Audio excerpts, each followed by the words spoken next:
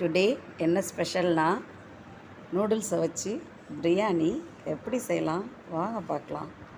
நம்ம நூடுல்ஸில் veg noodles, chicken noodles, mutton noodles இதான் சாப்பிட்ருப்போம். இது நூடுல்ஸை வச்சு பிரியாணி, அதுவும் எக் நூடுல்ஸ் பிரியாணி எப்படி செய்யலாம் வாங்க நம்ம வீடியோவில் பார்க்கலாம். நம்ம சேனலை பார்க்குறீங்கன்னா ப்ளீஸ் சப்ஸ்கிரைப் பண்ணுங்கள். அப்போ தான் நான் போடுற வீடியோ டெய்லி உங்களுக்கு வந்து சேரும்.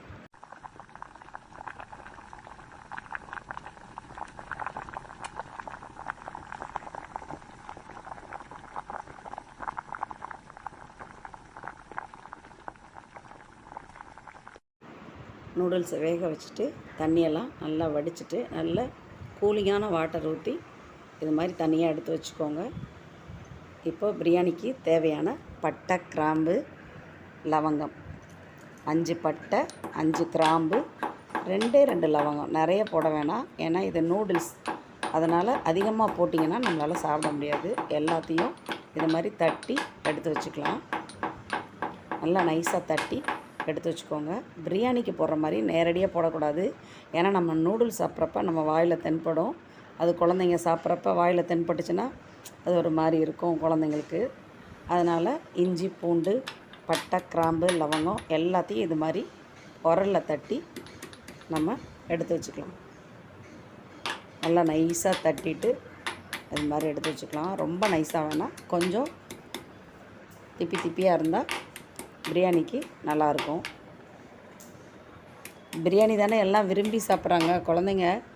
எப்போ பார்த்தாலும் அந்த பிரியாணி தான் ரொம்ப விரும்பி சாப்பிட்றாங்க. இந்த நூடுல்ஸில் பண்ணி கொடுத்திங்கன்னா அது ஒரு டிஃப்ரெண்ட்டாகவும் இருக்கும், சாப்பிட்றதுக்கு ரொம்ப டேஸ்ட்டாகவும் இருக்கும். ஒரு பேனில் தேவையான அளவு ஆயில் ஊற்றிக்கோங்க.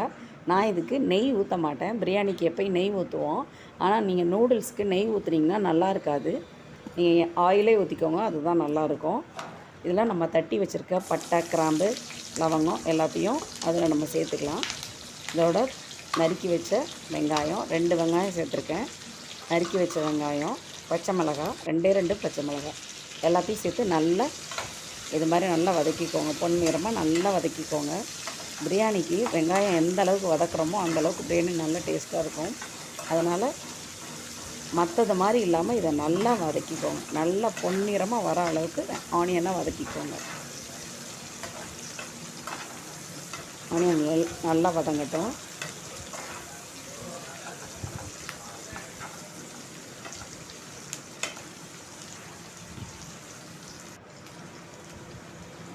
இதுக்கு தேவையான அளவு உப்பு சேர்த்துக்கலாம். எப்பயுமே ஆனியனோட உப்பு சேர்க்குறப்ப ஆனியன் வந்து சீக்கிரமாக வதங்கும், அதுக்காக தான் ஆனியன் மேலே நம்ம உப்பு சேர்க்குறது. இதோட 2 ஆனியன்னா பெரிய வெங்காயம் 2 வெங்காயம் சேர்த்துருக்கேன். அப்போ 2 தக்காளி. இதோட இஞ்சி பூண்டு தட்டி வச்ச இஞ்சி பூண்டு அதையும் இதோட சேர்த்துக்கலாம். எல்லாத்தையும் சேர்த்து நல்லா வதக்கிக்கலாம். நல்லா தக்காளி தோல் உறிஞ்சி வர அளவுக்கு நல்லா வதக்கிக்கலாம். இதோட நான் முட்டை வேக வைக்கிறத காட்டில் முட்டையை சைடில் வேக வச்சுக்கோங்க. நம்ம நூடுல்ஸை வேக வச்சிட்டோம், அடுத்தது முட்டையையும் வேக வச்சுக்கோங்க சைடில். கொத்தமல்லி, புதினா எல்லாம் சேர்த்துக்கோங்க. ஃபைனலாக புதினா கொஞ்சம் சேர்க்கணும், அதையும் கொஞ்சம் எடுத்து வச்சுக்கலாம். இது மாதிரி வதக்கிறப்பையும் புதினா, கொத்தமல்லி சேர்க்குறது நல்ல வாசனையும் சூப்பராக இருக்கும். இதுக்கு 1 ஸ்பூன் மிளகாய்த்தூள், 1 ஸ்பூன் மல்லித்தூள்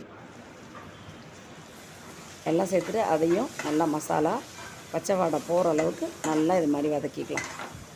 அந்த மசாலா, தக்காளி, புதினா, கொத்தமல்லி, ஆனியன் எல்லாம் சேர்ந்து நல்லா அந்த மசாலா வாசனை எல்லாம் பச்சை வாசனையெல்லாம் போனதுக்கப்புறம் நம்ம இதோட முட்டையை சேர்த்துக்கலாம். வேக வச்ச முட்டையை ஒரு 5 முட்டை சேர்த்துருக்கேன், உங்களுக்கு தேவையான அளவு சேர்த்துக்கோங்க. அவ்வளோதான், இதோட வேக வச்ச நூடுல்ஸ் இதையும் இதோட ஆட் பண்ணிக்கலாம். ரொம்ப சிம்பிளான மெத்தடு தான். நம்ம பிரியாணின்றோம், பிரியாணி தான் இருக்கிறதுலே ரொம்ப சிம்பிளான டிஷ்ஷு. ஈஸியாக நம்ம செஞ்சிடலாம். மற்ற சமையலை விட சீக்கிரமாக செய்கிறது பிரியாணி தான். இதோட குங்குமப்பூ கொஞ்சம் கரைச்சி ஃபைனலாக இது மாதிரி ஊற்றிக்கோங்க. ஆனியனை இது மாதிரி நல்லா முருவலாக வதக்கிட்டு அதையும் ஃபைனலாக இது மாதிரி சேர்த்துக்கோங்க. நான் வந்து ஃபஸ்ட்டு ஆனியன் வதக்கிறப்பையும் கொஞ்சம் எடுத்து வச்சுக்கிட்டேன். ஃபைனலாக இப்படி சேர்த்துக்கோங்க. நம்ம ஃபைனலாக ஆனியன் சேர்க்குறப்ப அது பிரியாணிக்கு நல்ல டேஸ்ட்டாக இருக்கும். ஃபைனலாக புதினா கொத்தமல்லி ரெண்டையும் சேர்த்துக்கோங்க. அவ்வளோதான். பிரியாணிக்கு வைக்கிற மாதிரி ரொம்ப தம்மெலாம் வைக்க தேவை கிடையாது. ஒரு கரெக்டாக ஒரு 5 நிமிஷம் வச்சிங்கன்னா போதும். ரொம்ப நேரம் வேண்டாம். ஏன்னா நூடுல்ஸ் ஆல்ரெடி வெந்த நூடுல்ஸ் தான். ரொம்ப நேரம் வைக்க தேவையில்ல, அடி பிடிச்சிரும். அப்படி பண்ணாதீங்க. முடிஞ்சிருச்சு. முட்டை நூடுல்ஸ் பிரியாணி ரெடி ஆயிடுச்சு. வாங்க எப்படி இருக்குன்னு பார்க்கலாம். பிரியாணி எப்படி வந்திருக்குன்னு நீங்களே பாருங்கள். செமையாக வந்துருந்துச்சு. சூப்பராக இருந்துச்சு. சாப்பிட்றதுக்கு அவ்வளோ டேஸ்ட்டாக டிஃப்ரெண்ட்டாக இருந்துச்சு. எங்கள் பசங்க ரொம்ப விரும்பி சாப்பிட்டாங்க. நீங்களும் ட்ரை பண்ணி பாருங்கள்.